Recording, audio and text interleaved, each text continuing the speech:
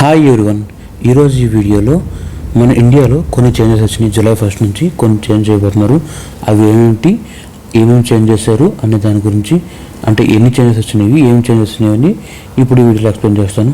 So వీడియోలోకి వెళ్ళే ముందు ఇంకా మన ఛానల్ ఎవరైనా సబ్స్క్రైబ్ చేసుకోకుండా చూసినట్లయితే వెంటనే సబ్స్క్రైబ్ చేసుకోండి.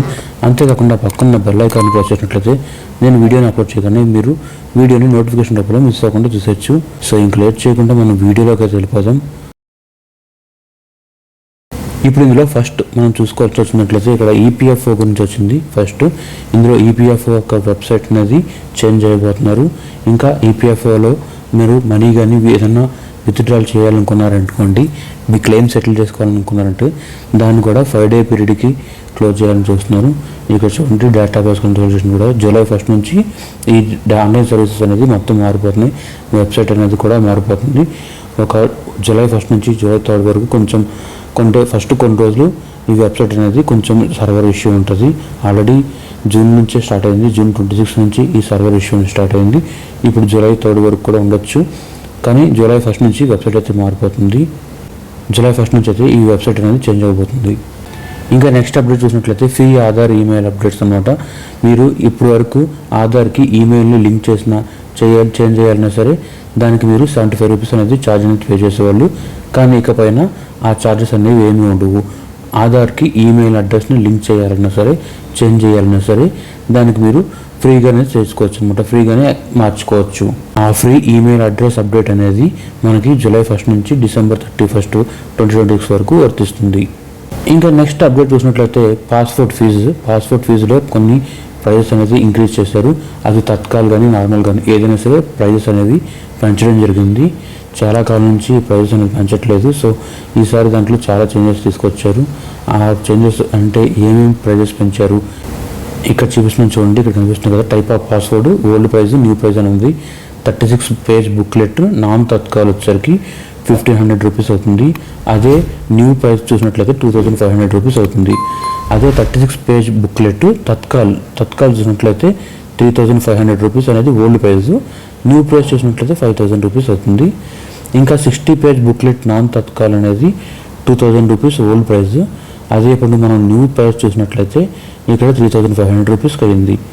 నెక్స్ట్ 60 పేజ్ బుక్లెట్ తత్కాల్ ఉంది కదా, అది చూసినట్లయితే 4000 రూపీస్ అనమాట ఓల్డ్ ప్రైజ్. కానీ ఇక్కడ చూసినట్టు న్యూ ప్రైజ్ చూడండి, న్యూ ప్రైజ్ చూసినట్లయితే 6000 అయింది. ఇంకా 36 page booklet for minus non Tatkal వచ్చేసరికి 1000 రూపీస్ అనేది ఓల్డ్ది. 1750 అనేది ఇప్పుడు న్యూ ప్రైజ్ అనమాట. ఇంకా పోలీస్ క్లియరెన్స్ సర్టిఫికేట్ కోసం చూసినట్లయితే అంతకుముందు 500 రూపీస్ ఉండేది, ఇప్పుడు అది 750 రూపీస్కి ప్రైజ్ అనేది చేంజ్ చేశారు. ఇంకా నెక్స్ట్ చూసినట్లయితే న్యూ ఆర్బీఐ రూల్స్ అని అనమాట. బ్యాంక్స్ కొన్ని మనకి మిస్లీడింగ్ ఫైనాన్షియల్ ప్రొడక్ట్స్ని సెల్ చేస్తాయి కదా, దానికి సంబంధించిన కొన్ని చేంజెస్ అయితే తీసుకొచ్చారు ఆర్బీఐ రూల్స్లో. అలాంటి మిస్లీడింగ్ ప్రొడక్ట్స్, ఫైనాన్షియల్ ప్రొడక్ట్స్ అనేవి సెల్ చేయకూడదు. అది కూడా ఒకవేళ సెల్ చేసినట్లయితే దానికి సంబంధించిన ఎలిజిబుల్ పర్సన్స్కి రీఫండ్ ప్లస్ కాంపెన్సేషన్ కూడా పే చేయాల్సి వస్తుంది.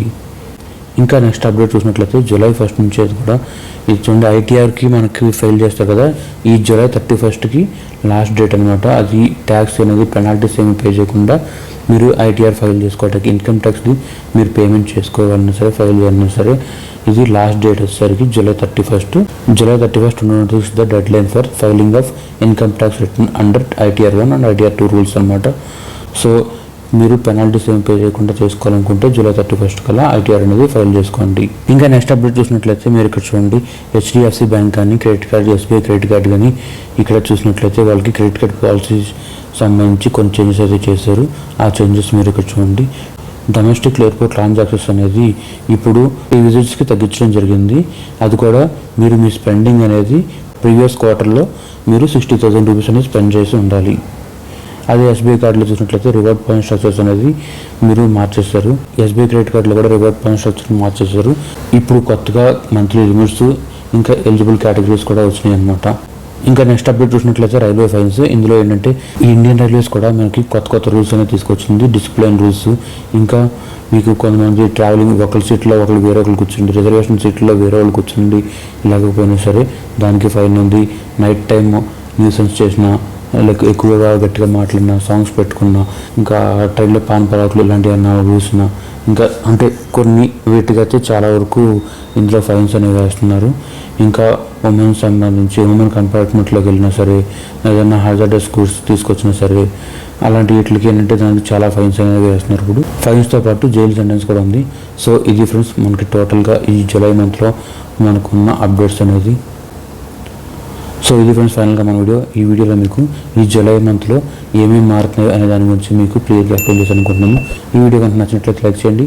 ఈ వీడియో ఎలా అనిపించింది అనేది కింద కామెంట్ సెక్షన్లో కామెంట్ చేయండి. ఇంకా వీడియో కనుక హెల్ప్ అవుతుంది అనుకుంటే మీ ఫ్రెండ్స్ అండ్ ఫ్యామిలీ మెంబర్స్కి షేర్ చేయండి. Thanks for watching. I will come with another video.